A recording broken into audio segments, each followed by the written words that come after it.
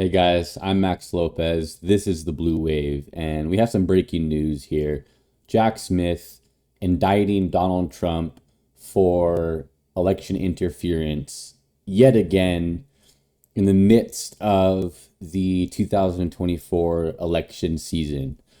So let's go over here to this article real quick from ABC News here. It says Feds file new indictment in Trump January 6th case, keeping charges intact but narrowing allegations. Jack Smith has filed a new indictment against Donald Trump that keeps the same criminal charges but narrows the allegations against him following a Supreme Court opinion conferring broad immunity on former presidents. Special counsel Jack Smith on Tuesday filed a new indictment against Trump over his efforts to undo the 2020 presidential election.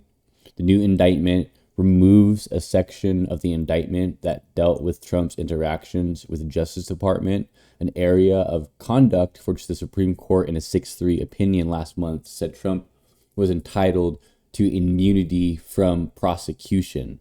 The updated criminal case no longer lists as a co-conspirator Jeffrey Clark, a Justice Department official who championed Trump's false claims of election fraud. Trump's co-conspirators were not named in either indictment, but they have been identified through public records and other means. Okay, so on July 1st, the Supreme Court ruled that presidents have broad immunity in cases involving their actions in office. And so that was a major blow to the legal kind of proceedings that were going against Donald Trump at that time, the federal ones at least.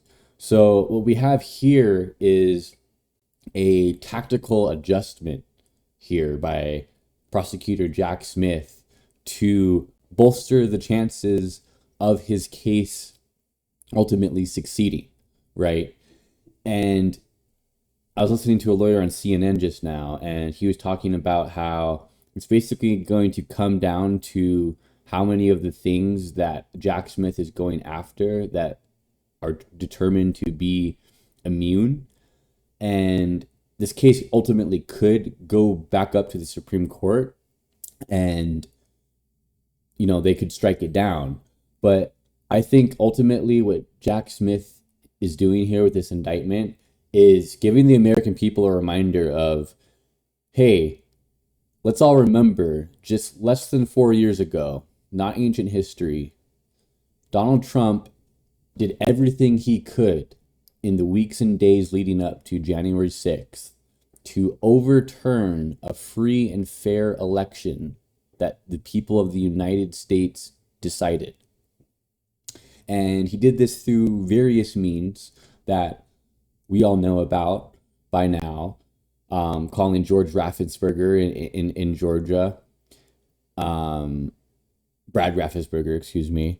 And ultimately what ended up happening on January 6th, right, was all a plan to subvert the election, right, using Mike Pence as a centerpiece and using his confirmation, his kind of ceremonial place in the confirmation of the next president to somehow subvert the election results.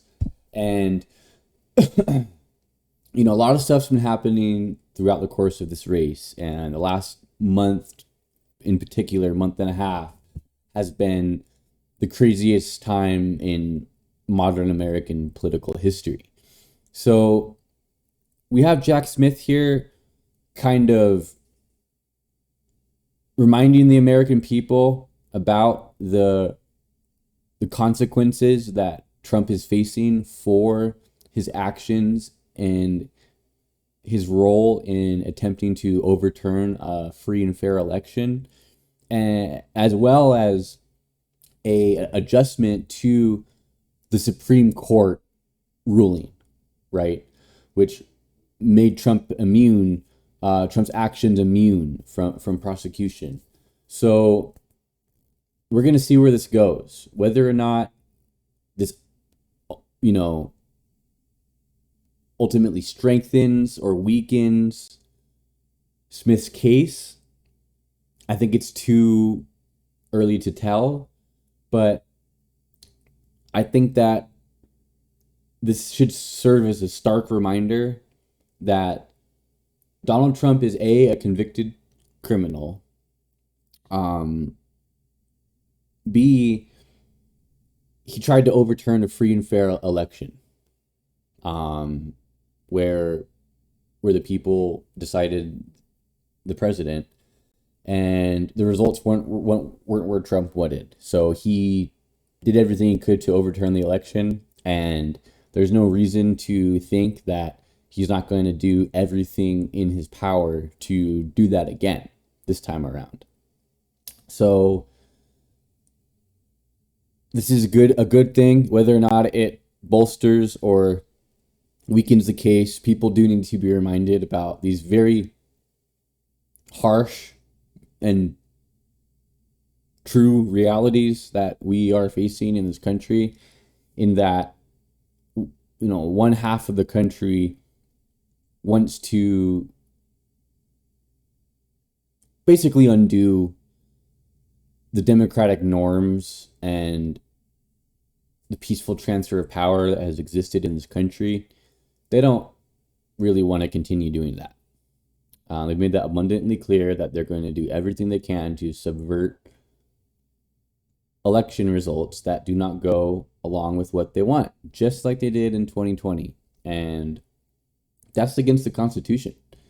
And one of the main things that the president is supposed to do, apparently, is uphold the Constitution of the country, which says and lays out how the peaceful transfer of power ultimately is supposed to happen. And it's been what we've been going off of for this long, and it's gotten us this far. But that doesn't seem to matter to half of the country. And it certainly doesn't matter to Donald Trump. So unfortunately, I think that we're going to see more chaos around the results, especially if they don't go Trump's way. There's going to be chaos. I hope I'm wrong. I hope I'm wrong. But I think we all know that Trump is beginning to sow doubt already about the results of this next election, and we have to look no further than his actions that he did that led him to being indicted, in fact, for interfering with the processing and the peaceful transfer of power. So yeah, let's just all be reminded about the stakes in this election. That's what we're up against, right? We're up against somebody in a party that does not believe in the peaceful transfer of power, and they showed us that time and time again, and I think we can expect them to keep showing us that. That's all I got for you guys in this one. Thank you so much for watching. If you like the video, please be sure to like, subscribe, share to somebody who's interested in the upcoming elections, and I'll catch you guys in the next video. All right, peace.